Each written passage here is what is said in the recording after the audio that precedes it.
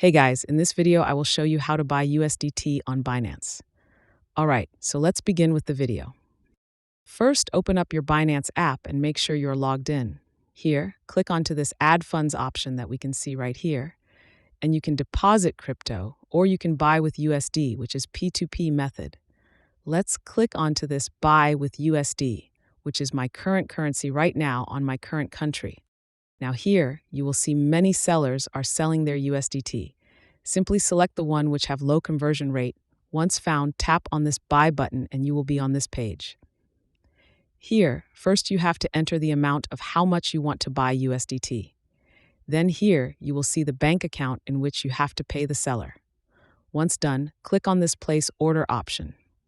On this page, review your order and make sure everything is correct. Then simply click on this View Payment Details option, and now you just click on this Transfer button, and then the seller will send you USDT on your Binance account within 1 hour.